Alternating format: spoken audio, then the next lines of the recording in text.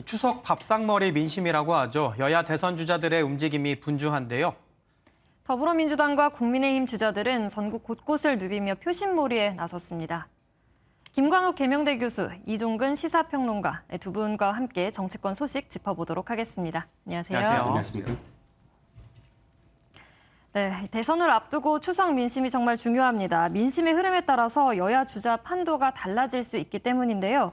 이번 추석에 오를 주요 이슈들을 좀 짚어주신다면요? 아무래도 추석이 지금 양당의 경선의 과정 속에서 이제 추석이 있는 거잖아요. 그러니까 양당에서 누가 후보가 되느냐, 여기에 이제 추석에서 밥상에서 많은 분들이 이제 그 부분에 대해서 논의를 할 텐데, 그렇죠. 그 와중에 이제 고발 사주 의혹이라든가 대장동 의혹이라든가 뭐 이런 것들이 터졌어요. 그러니까 이것들이 그 후보들에게 어떤 영향을 미칠까, 뭐 이런 부분에서 각자의 의견들을 좀 얘기하면서 뭐 추석을 좀 지내지 않을까, 뭐 이렇게 생각합니다. 네.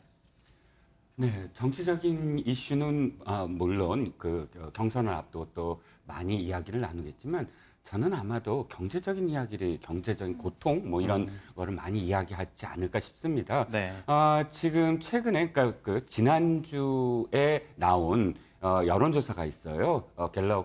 갤럽을 하나 먼저 말씀을 드리면 40%대, 그러니까 그 문재인 대통령의 국정수행 평가가 긍정이 40%를 40% 선이 무너졌어요, 이번에. 그래서 이게 지난주 대비 41%에서 36%로 지금 낮아졌거든요. 5%포인트 낮아졌고요.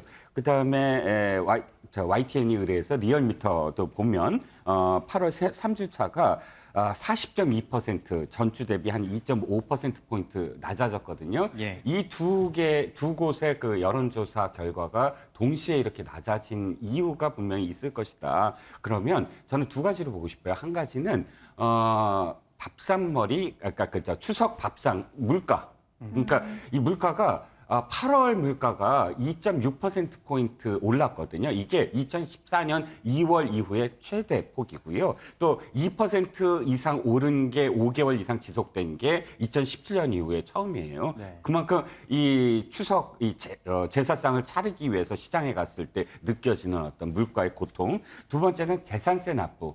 지금 문재인 정부 들어서 재산세가 뭐 수십 포인트 올랐거든요. 근데 이번에 9월 30일까지 16일에서 30일까지 재산세를 납부해야 되는데 추석 연휴가 있다 보니까 아마 지난주에 많이들 또 납부를 하셨을 것 같아요. 그때 느꼈던 어떤 뭐 고통 뭐 이런 것들이 두 가지가 겹쳐져서 상당히 지금은 왜 이렇게 힘들까라는 그런 이 공감대가 아마도 이번 밥상머리 민심에서 좀 형성이 되지 않을까 싶습니다. 네.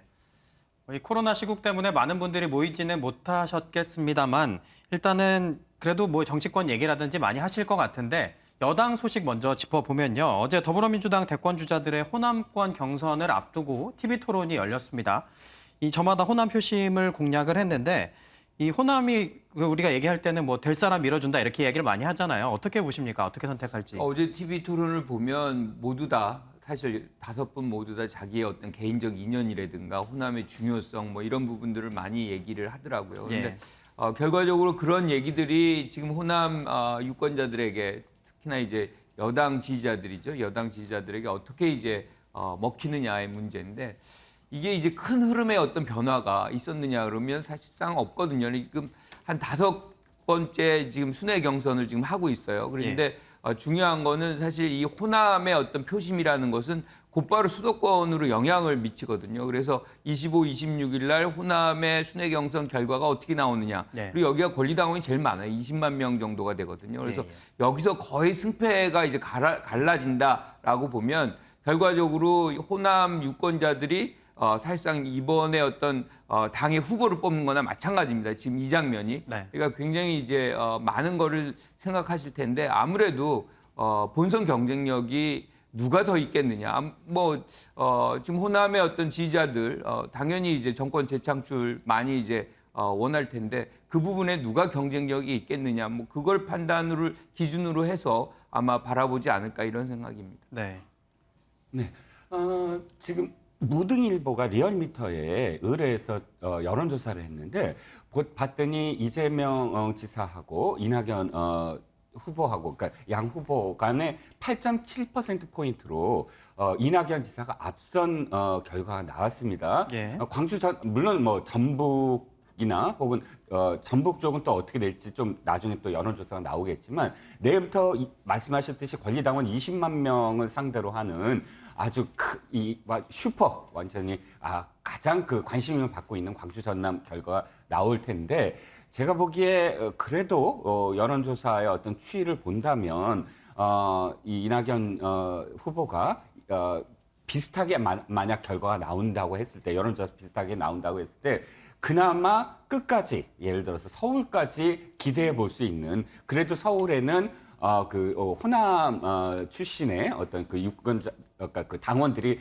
굉장히 많이 포진돼 있거든요. 네. 그래서 수도권에서 어느 정도 좀 선방을 하고 서울에서 다시 역전을 하겠다라는 그런 그 기대를 안을 수가 있는데 만약에 여론조사와 좀 다르게 왜냐하면 이게 민심과 다를 수가 있거든요. 권리당원들이 그리고 다르게 지금까지의 추세선대로 이재명 후보에게 더 많은 어떤 포인트가 득표가 있다 한다면 아마도 빨리 끝나는 그러니까 이 경선 자체가 관심이 줄어들고 빨리 끝나는 그런 경선이 될 것이다. 그러니까 광주 전남 내일부터 하는 결과가 굉장히 전 국민의 어떤 관심이 집중될 수밖에 없겠죠.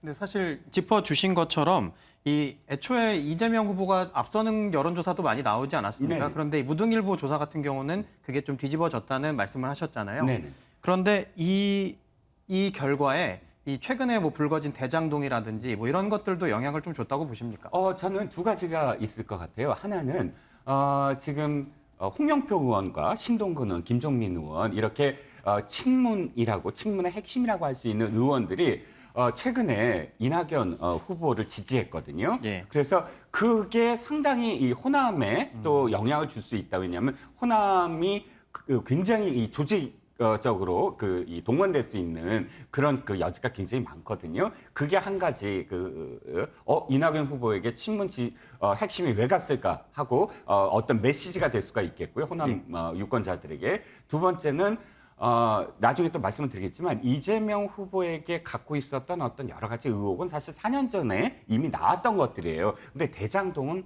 4년 전에 없었거든요. 예, 예. 이 추이가 어쨌든 뭐 이재명 후보에게 뭐 마이너스다는 아니지만 하고 이렇게 물음표를 던지는 정도의 영향은 분명히 있거든요. 이 두 가지가 겹쳐서 사실 어떤 영향을 미치지 않았나 싶습니다. 네. 네, 대장동 개발 의혹 얘기가 나와서 말인데 어제 TV토론에서 이재명 후보는 대장동 개발 의혹과 관련해서 단 1원이라도 부당이득이 있다면 후보직을 사퇴하겠다. 본인은 이제 억울한 측면이 있는 거죠. 그러다 네. 보니까 이제 1원이라도 받은 흔적이 나오면 모든 공직을 사퇴하고 후보직도 사퇴한다. 결연한 의지를 지금 보이고 있는 겁니다. 그런데 지금 우리가 이 추세를 보면 사실상 이 얘기가 뭐 이른 시간에도 나올 수 있는 충분히 그런 사안이거든요. 그러니까 예. 작년에도 나올 수 있고 그 전에도 나올 수 있는데 왜 이 시점이냐라는 부분에서는 추석 밥상에 뭔가 이 지사와 관련된 이런 의혹을 제기해서 밥상 민심을 좀 바꾸려고 하는 그런 의도가 분명히 이 의혹 제기에는 깔려 있다라고 보는 거죠. 그러니까 그런 부분에서 이제 불편함이 아래 있는 것이고 어떤 형태로든 본인이 뭐 지금 100% 수사에 동의하고 있는 거잖아요. 그래서 수사를 통해서 빨리 이 문제를 해결하는 것이 본인에게 오히려 유리하다. 뭐 이렇게 보는 것 같습니다. 네. 예, 이론이라고 하는 표현이 저는 좀 부적절하다. 지금 이재명 후보가 이 부분과 관련해서 논점을 계속 좀 흐리고 계신 게 아닌가 싶어요. 네. 처음에는 이렇게 표현을 했죠.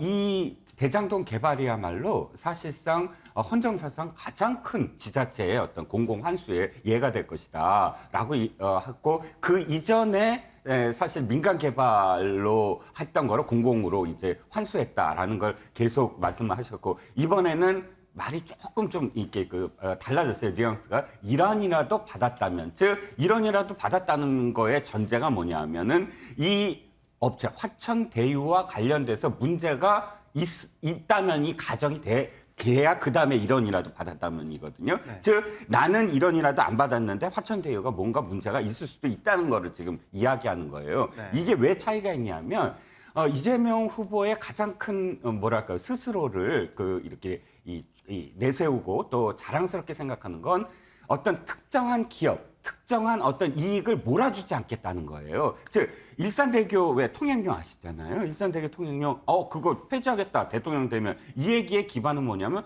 그 특정 기업 이나 국민연금에 왜 그 이익을 다 몰아줘야 돼? 라는 게 기반이 됐어요. 근데 알고 봤더니 화천대유라는 그런 그 자산관리사가 4천억 원, 그러니까 1153배의 그런 어떤 이익을 아예 몰아서 한 그 기업에 줬잖아요. 그러면 그것 자체가 저는 내가 만약에 관련이 됐든 안 됐든 성남시장에서 성남시장 시절에 이런 일이 벌어졌고 또 자신의 어떤 철학이 그렇다면 내가 그거 점검을 그때 제대로 못한 거는 내가 인정을 한다. 그러나 내가 어떤 거래를 한다거나 나의 어떤 비리가 연루되지 않았다. 철저히 수사하라. 이게 정답이라는 거죠. 네.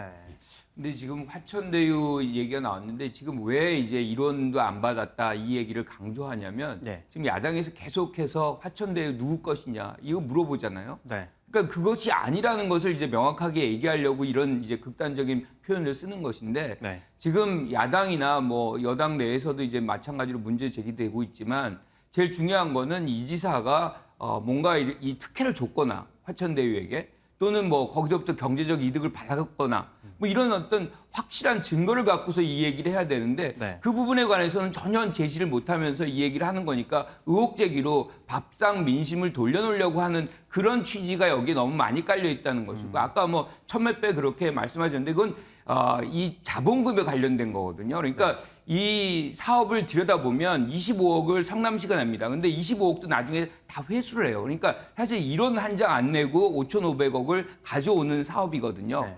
그리고 이 화천대유는 5천만 원을 냈지만 사실상 2016년 12월 달 PF 그 파이낸스를 조성하는 대출을 받는 그때 7천억을 이제 대출을 받는데 그 전까지 350억 가량의 어떤 자금이 소요가 됐어요. 그 부분을 다 낸 거거든요. 네. 그러니까 사실상 뭐 5천만 원으로 사업 들어간 게 아니에요. 그리고 나서 지금 이 과정 속에서 보면 왜 그러면은 이제 그 화천대유에서 더 많은 이득을 가져가느냐? 우선주라 그래가지고 성남시가 먼저 돈을 다 가져갑니다. 그러니까 이익이 발생하면. 그래서 1차 이익 배분에서 1공당 공원 조성비로 2,761억, 2차 이익 배분으로 임대주택 용지 무상 제공 1,822억, 그리고 추가로 920억을 더 가져와요. 네. 그렇게 해서 5,500억을 먼저 가져오고 그다음에 은행권들이 다 가져가고 그리고 나서 남으면 이제 화천대유가 가져가는 거거든요. 네. 그리고 제일 중요한 거는 이제 화천대유에 무슨 그러니까 여기에 이제 개입하는데 이 지사가 무슨 영향력을 행사했느냐? 그런 게 없죠. 왜냐하면 화천대유는 어떻게 들어왔냐면 하나은행 컨소시엄의 안에 포함돼가지고 들어온 거거든요. 그런데 세 컨소시엄이 경쟁을 해서 하나은행 컨소시엄이 된 것이고 예. 그 안에 이제 화천대유가 들어가 있는 그거를 이 지사가 알고서 뭐 하나은행 뭐 구성이 어떻게 되는지 그렇게 얘기를 할 수는 없는 거지 않습니까? 그래서 거기에 직접적인 증거를 갖고 있지 않으면서 여기에서 마지막으로 이제 지가가 폭등을 해가지고 상당한 이득을 이제 가져간 부분만을 얘기를 한다 그러면 사실은 다른 사업들도 그러한 경우들이 굉장히 많은 것이고 이런 것들을 지나치게 정치 공세적으로 접근하는 것 아닌가 이렇게 생각합니다. 네. 저도 시간을 주시면 네네. 첫 번째 이왕 말씀을 하셨으니까 공공환수라고 자랑을 하시는데 이해가 안 가는 게요.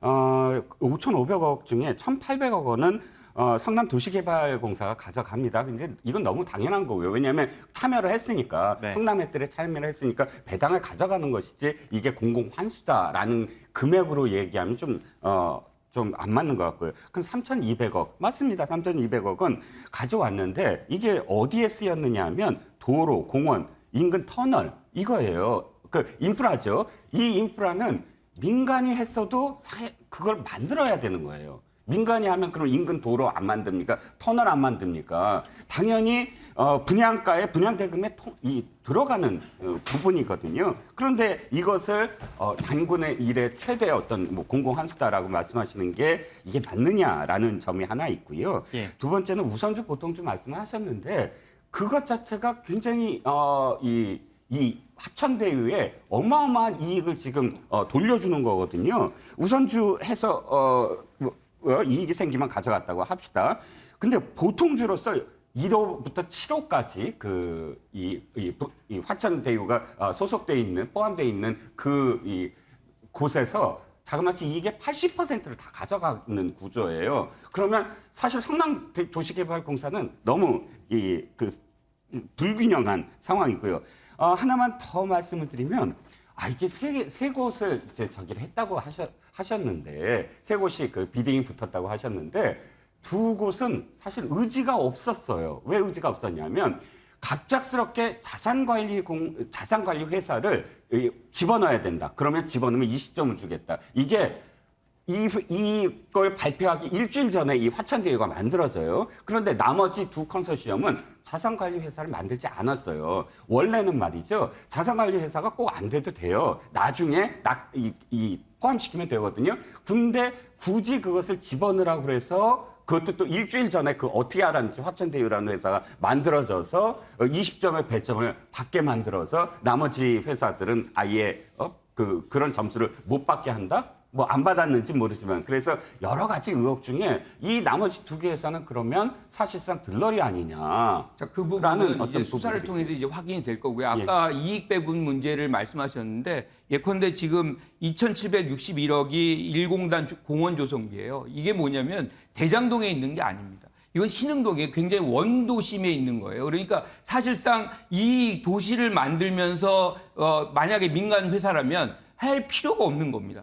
성남시가 필요로 했던 그 원도심 개발을 사실상 그들로 하여금 하게끔 한 거거든요. 그리고 마지막에 이제 터널 이런 것들도 사실은 안 만들죠. 민간 회사들이 돈 들어가는 거 만듭니까? 그런데 이제 사실상 성남시가 필요로 하고 성남 주민들한테는 도움이 되는 것들을 920억을 추가적으로 받아낸 것이거든요. 그래서 실질적으로 아까 말씀하신 대로 뭐 이것이 뭐 현금으로 안 왔으니까 뭐 무슨 도움이 되는 것이냐. 그리고 뭐 다 인프라인데 이게 무슨 돈이냐라고 얘기하지만 그거 성남시가 도심을 만들려면 다 돈이 들어가는 거예요. 그렇게 계산을 해서 얘기를 해야지 이거는 돈이 아니니까 이익이 아니다. 5,500억 먼저 받고 들어가는 겁니다. 그리고 성남시는 단 1원도 내지를 않았어요. 이게 이제 가장 중요한 것이고 그 리스크를 사실상 이 하나은행 컨소시엄에서 갖고 갔기 때문에 이런 어떤 이 일종의 이제 설계도가 그런 식으로 만들어졌다 이렇게 보는 거죠. 네. 정치권의 공방만큼 저희도 치열하게 이렇게 얘기를 해주셨는데요. 이번에는 야권 이야기를 좀 해보겠습니다. 이 다음 달 8일에 2차 컷오프를 앞두고 당원 투표가 30%로 비율이 커졌습니다. 그러다 보니까 이제 야당 입장에서는, 국민의힘 입장에서는 얼마나 많은 영남표를 확보하느냐가 중요한 관건이 된 것 같은데 사실 영남 민심의 흐름 어떻게 보고 계신지, 누가 최대 수혜자가 될 건지 먼저 이종근 평론가님께서 말씀을 해주시죠.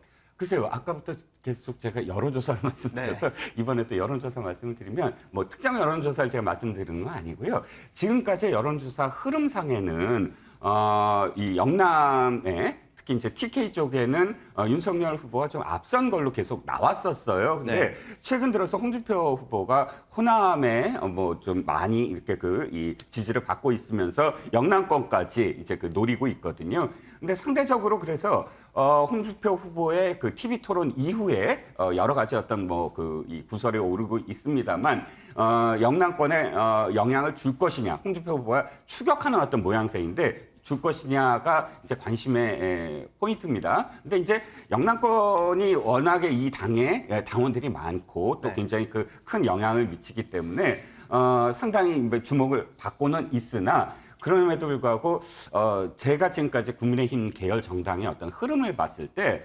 영남의 어떤 민심이 갑작스럽게 이렇게 출렁거리거나 그런 어떤 흐름은 없어요. 대개는 좀 이렇게 늦게 반응을 하고 계속 이게 지속되는 어떤 경향을 보이거든요.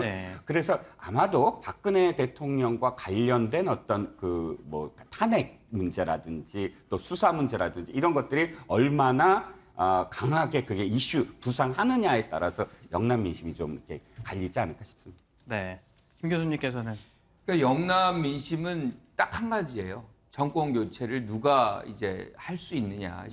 그 부분의 어떤 기준을 갖고서 사실은 후보를 볼 거거든요. 그래서 지금까지는 사실상 지금 윤석열 전 총장이 그 하나의 어떤 사람으로서 상당히 인식을 많이 받아왔습니다. 그래서 굉장히 높은 지지율을 영남에서 받았고 이것이 계속 유지가 됐었는데 잇따른 설화들이 있고 네. 특히나 최근에 이제 고발사주 사건이 터졌어요. 그러면서 지지층 내부에서 상당한 동요가 발생을 합니다. 그러다 보니까 이제 지지율의 어떤 하락 추세가 계속 이어지고 한 번도 지금 반등이 안 되고 있거든요. 네. 그런 부분에서 사실은 이 정권 교체를 지향하는 야권 지지자들은 그 대안으로서 최재형 후보를 생각을 했었습니다. 그런데 그 부분에서 굉장히 사실은 경쟁력을 보이지 못하니까 다른 어떤 대안적인 존재를 찾기 시작한 것이고 그것이 이제 홍준표 후보로 지금 귀결이 되고 있거든요. 그래서 상당히 흐름은 이 윤석열 후보가 하락세라 그러면 홍준표 후보는 굉장히 상승세를 그리고 있고 그것이 영남 민심에도 그대로 적용될 가능성이 저는 높다 뭐 이렇게 보죠. 네. 네, 아까도 이 평론가님께서 말씀을 해주셨지만 얼마 전에 있었던 TV 토론회로 인해서 홍준표 후보가 좀 화두가 되고 있습니다. 이른바 조국 수용 논란이 일고 있는데 이게 홍준표 후보의 지지율에 어떤 영향을 미칠지 좀 궁금하기도 한데요. 홍준표 후보에게는 굉장히 큰 데미지였다고 생각을 해요. 왜냐하면 홍준표 후보가 지금 경선에 딱 돌입하자마자 해야 될 건 정통적인 그런 그 지지, 당원들의 지지를 받아야 되거든요.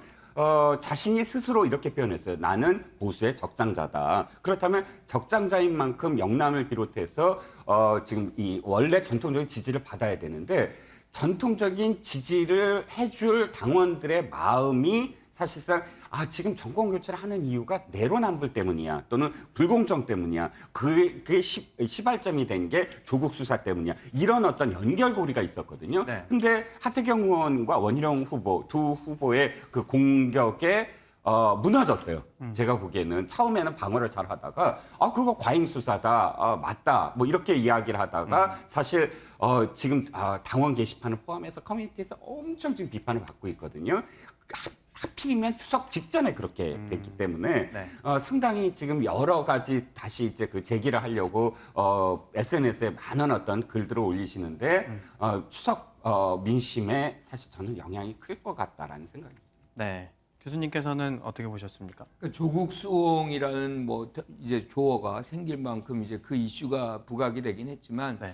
사실은 뭐 이 부분은 저는 홍준표 후보가 검사 시절에 했었던 어떤 수사 관행 뭐 이런 것들을 그냥 얘기를 했던 것뿐이라고 생각을 합니다. 조국 전 장관을 뭐 보호하거나 그러려고 하는 것이 아니고 사실은 뭐 이 최서원 씨 문제도 정유라 씨 같은 경우에 기소 안 됐잖아요. 그러니까 실질적으로 한 가족을 전체적으로 안 하는 그런 관례가 있다. 뭐 이 얘기를 이제 홍준표 후보가 얘기한 건데 그것을 받아들이지 못하는 이제 보수 분들의 어떤 시각이 그 안에 있는 것이고 저는 뭐 이 홍 후보가 이렇게 얘기한 데는 사실상 중도라든가 그 외의 영역으로 좀 확장을 해보려고 하는 그런 계산도 이 안에 깔려 있다라고 생각을 해요. 그런데 이제 반발이 굉장히 세고 그러니까 이제 정리를 했죠. 주섬주섬 이제 주워 담고 이렇게 했지만 저는 뭐 그 효과는 어느 정도 다 봤다고 생각합니다. 그래서 본선에 나간다 그러면 확장력을 이제 하나 좀 보여주는 그런 계기로서도 또 뭐 활용이 될 수 있는 그런 부분 아닌가 이렇게 생각합니다. 네.